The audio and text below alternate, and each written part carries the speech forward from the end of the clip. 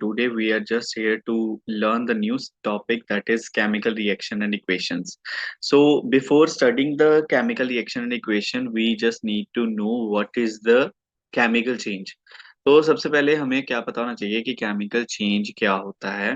तो chemical change से भी पहले व्हाट इज चेंज, चेंज क्या होता है। चेंज का मतलब ये होता है कि जब कोई नई चीज बन जाती है, whenever we are getting the new substance, whenever you are getting the new things, then you will say that the particular thing got a got a change. जैसे फॉर एग्जांपल अगर मान लो आपने क्या किया, एक paper लिया, paper को burn कर दिया, बर्न करने के बाद आपके पास क्या रहेगी, ऐश रह गई, राख रह गई। अब वो राख क्या है, राख क्या है आपके पास, वो एक चेंज हो गया, पहले पेपर था अब वो राख है। तो this is a example of change. ये एक चेंज की एग्जाम्पल है। अब ये चेंज जो होते हैं ना, चेंज हमारे पास दो तरह के होते हैं, एक फिजिकल चेंज होता है और एक हमारे पास केमिकल चेंज होता है। तो इन दिस पर्टिकुलर सेशन हम दोनों टाइप ऑफ चेंजेस के बारे में पढ़ेंगे। अब देखो फिजिकल चेंज क्या होता है। Physical change is a change in which the no new substance is formed. Physical change एक ऐसा चेंज होता है जिसमें कोई भी नया सब्सटेंस नहीं बनता। और केमिकल चेंज एक ऐसा चेंज होता है जिसमें कोई नया सब्सटेंस बनता है, in which the new substance is formed, that is known as chemical change. अब दो बातें मैंने आपको बताई, एक बताई कि फिजिकल चेंज क्या है, फिजिकल चेंज जिसमें कोई नया सब्सटेंस नहीं बन रहा, कोई नई चीज नहीं बन रही। और chemical change is a change in which the new substance is formed, मतलब ऐसा चेंज जिसमें कोई नई चीज बन रही है, उसको हम क्या बोलेंगे कि वहां पे केमिकल चेंज हो चुका है। अब देखो जैसे एग्जाम्पल की अगर मैं बात करूं तो हमारे पास मेल्टिंग ऑफ आइस है। अब मेल्टिंग ऑफ आइस आइस की अगर मैं बात करूं तो यहाँ पे पानी की ही बात की गई है। पानी को क्या किया गया है, सॉलिड फॉर्म में कन्वर्ट कर लिया गया, अब वो मेल्ट हो गया तो फिर क्या बन गया, फिर से वो लिक्विड बन गया। अब देखो स्टेट चेंज हुई है, कोई पानी की प्रॉपर्टी थोड़ा चेंज हो गई, पानी तो पानी रहा, वो H2O ही था। H2O का H2O ही रहा, अब वो कुछ और तो बना नहीं। अब देखो कुछ और बना नहीं तो हम बोलेंगे कि कोई नई चीज बनी नहीं। जब कोई नई चीज बनी नहीं तो हम बोलेंगे कि वो फिजिकल चेंज है। तो देखो ऐसे ही फिजिकल चेंज के एग्जांपल्स आपने जो है टैकल करनी है।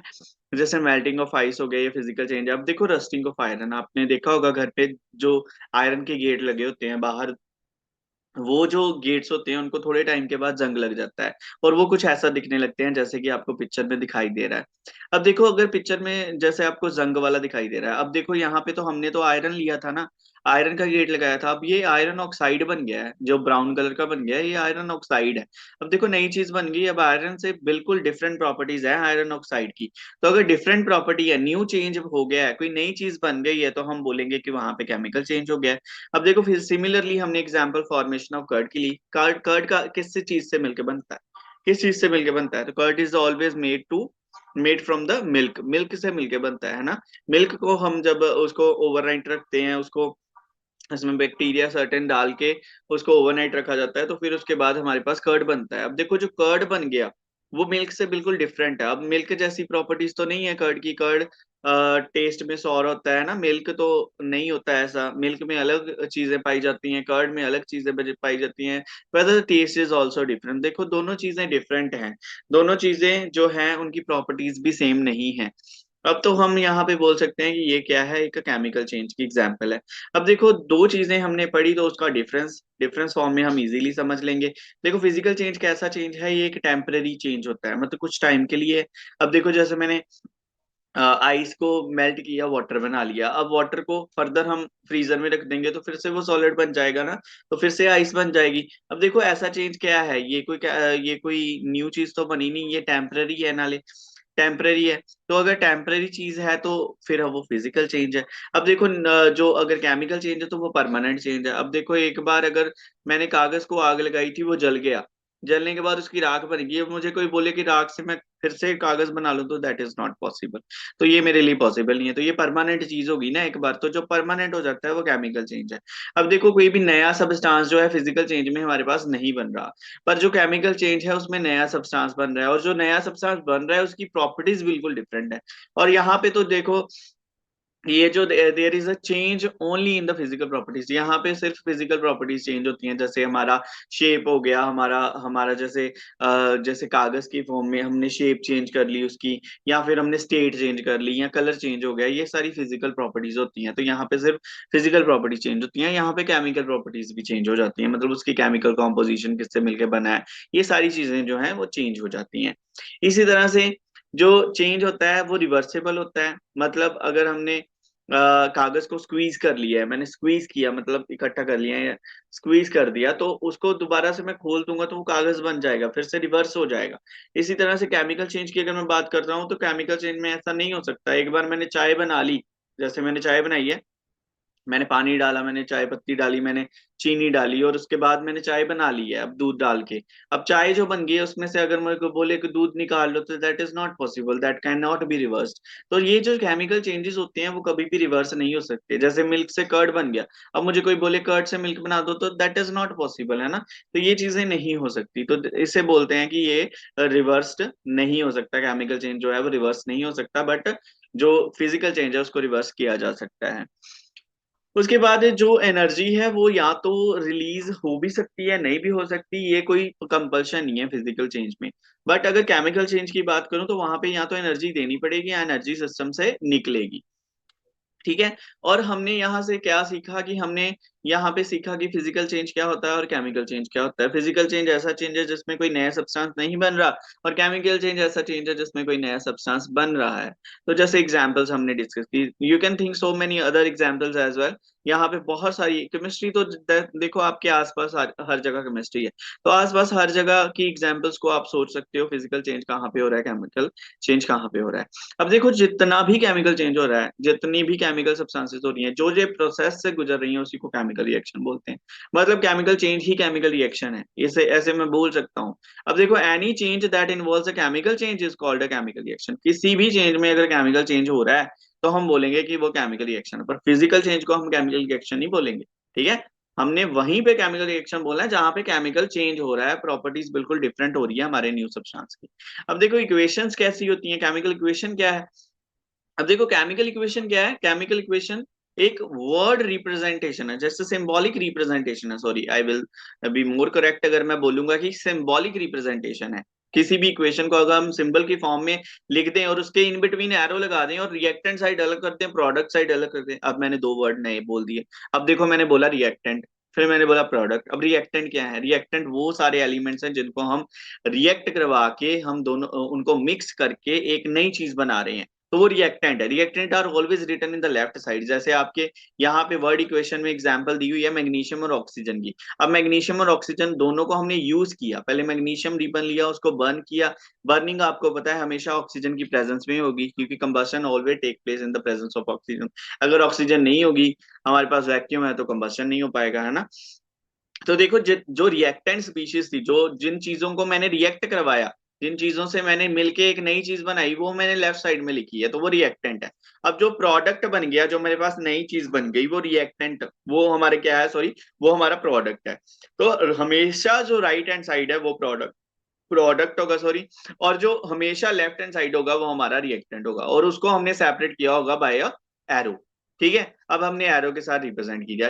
ये तो हमारी थी वर्ड इक्वेशन जिसमें हमने वर्ड्स को लिखा। अब इतना टाइम कहाँ पे है हमारे पास, हम तो इतने सारे एग्जाम्स देंगे, इतना सारा लिखेंगे, तो हमने शॉर्ट फॉर्म में लिखना है किसी भी केमिकल इक्वेशन को। केमिकल इक्वेशन को शॉर्ट फॉर्म में कैसे लिखेंगे, हम उसको सिंबल्स में लिखेंगे। अब देखो मैग्नीशियम का सिंबल Mg होता है, ऑक्सीजन को O2 में लिखते हैं, और हमारे पास प्रोडक्ट क्या बना, MgO बना। तो देखो this is quite shorter than that particular thing, है ना। तो ये शॉर्टर है। अब इसको ही हम क्या बोलते हैं, जब हम सिंबॉलिक रिप्रेजेंटेशन करते हैं हमारी किसी भी केमिकल रिएक्शन की, उसी को हम केमिकल इक्वेशन बोल देते हैं। अब देखो बैलेंस केमिकल इक्वेशन क्या है, देखो बैलेंस है मतलब जितना दाएं में होगा उतना बाएं में होना चाहिए, मतलब जितना लेफ्ट में उतना राइट में होना जरूरी है।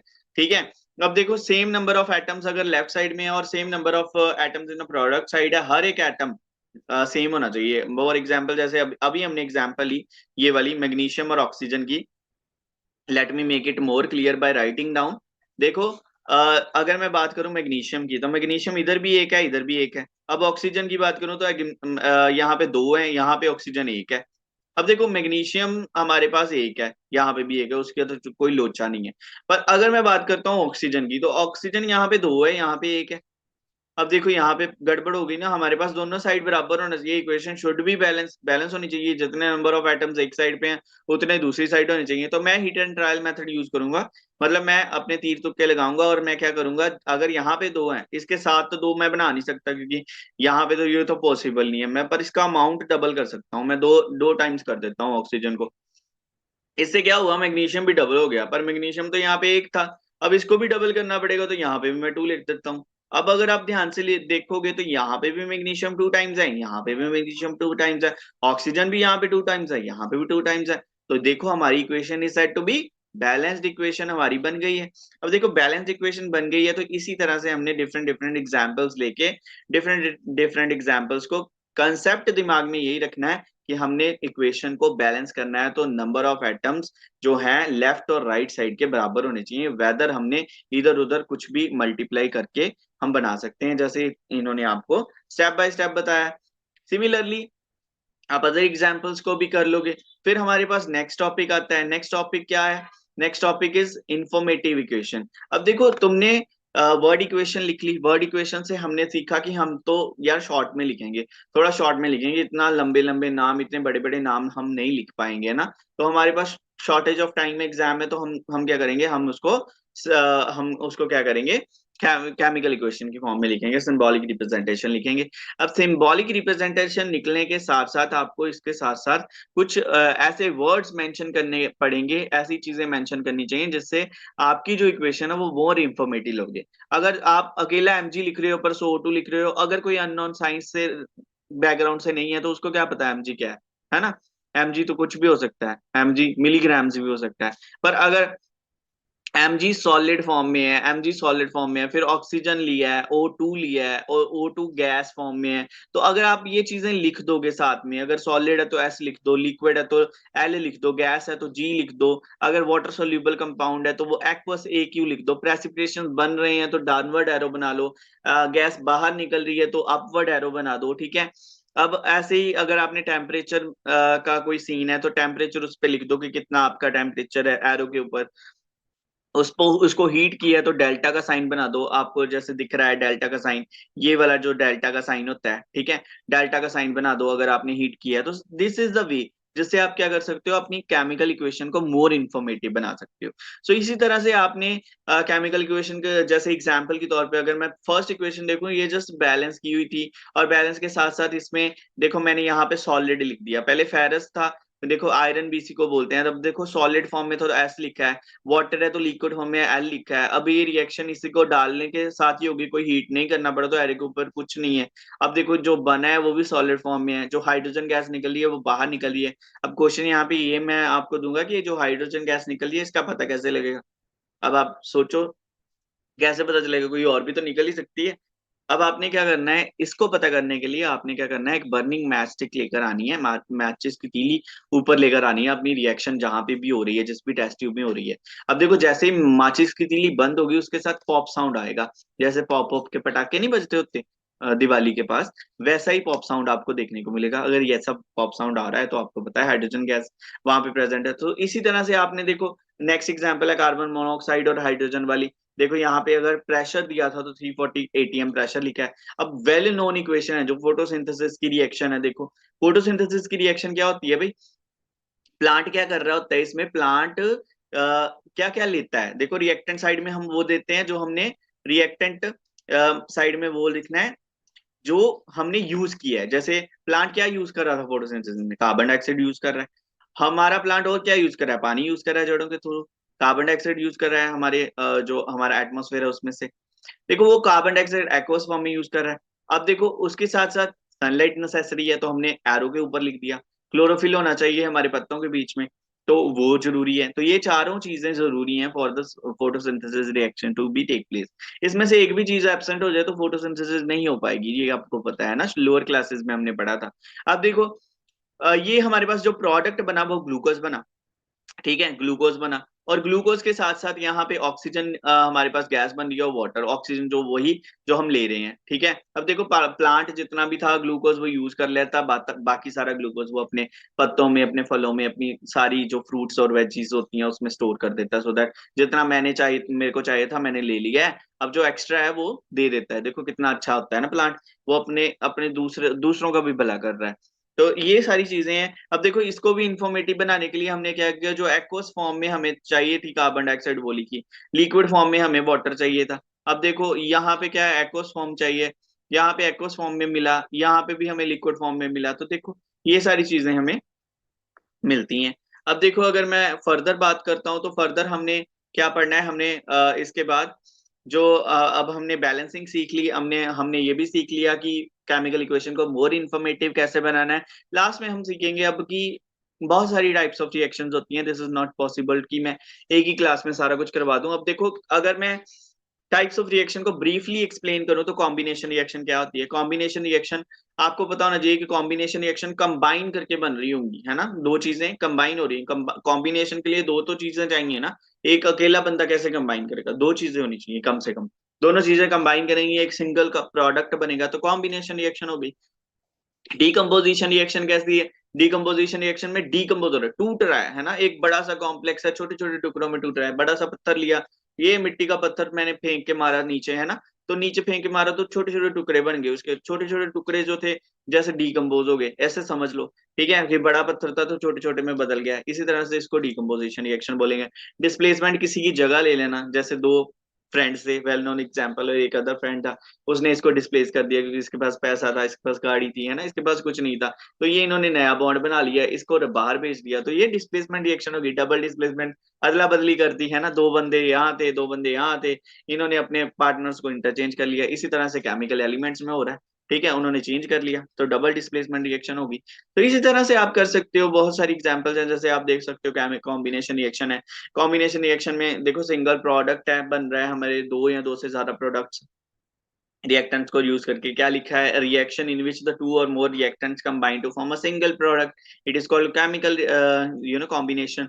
इसी तरह से जैसे कार्बन है, कार्बन की कोयले की बर्निंग है ना, बर्निंग ऑफ कोल, तो वो कार्बन ही होता है। तो कार्बन को ऑक्सीजन की प्रेजेंस में बर्न करेंगे, मैंने आपको बताया बर्निंग और combustion will always take place in the presence of oxygen.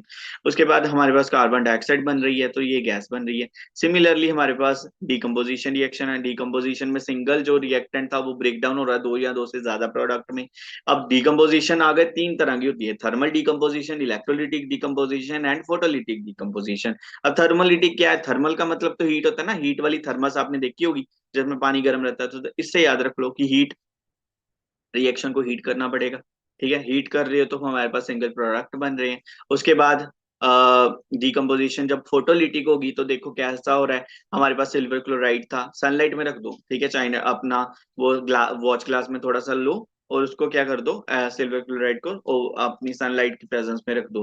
अब क्या होगा, वहां पे क्लोरीन गैस उड़ जाएगी, सिल्वर अकेला रह जाएगा। इसीलिए जो सिल्वर क्लोराइड, सिल्वर ब्रोमाइड जैसी चीजें होती हैं जो सनलाइट से रिएक्ट कर जाती हैं, उनको ब्लैक बॉटल्स में रखा जाता है in the laboratories, so that वो रिएक्टर करें। इलेक्ट्रोलिटिक डिकम्पोजिशन देख लो, इलेक्ट्रोलिटिक का मतलब इलेक्ट्रिसिटी पास करवानी है। अब देखो वाटर की इलेक्ट्रोलिसिस कैसे हो सकती है, देखो पानी का बीकर लो, पानी के बीकर में एक जो हमारी 9 वोल्ट की बैटरी होती है उसको डाल दो, जो उसका बड़ा वाला प्लग होगा उसकी साइड से बबल्स निकलने शुरू हो जाएंगे। बबल्स जो प्लग्स होते हैं ना उनमें से निकलने शुरू हो जाएंगे। अब कैसे पता चलेगा कि बबल्स जो हाइड्रोजन गैस के ही हैं। अब फिर आपने टेस्ट ट्यूब लेनी है खाली, उसको उसके ऊपर कर देना, उसमें थोड़ा सा पानी डाल लेना, टेस्ट ट्यूब उसको उल्टा कर देना बीच में, ठीक है, और उसको कैप्चर कर लेना, फिर बर्निंग मैच स्टिक लेकर आना, बाहर निकालना, ओपन करना, पॉप साउंड आएगा, पता चल जाएगा हाइड्रोजन गैस है।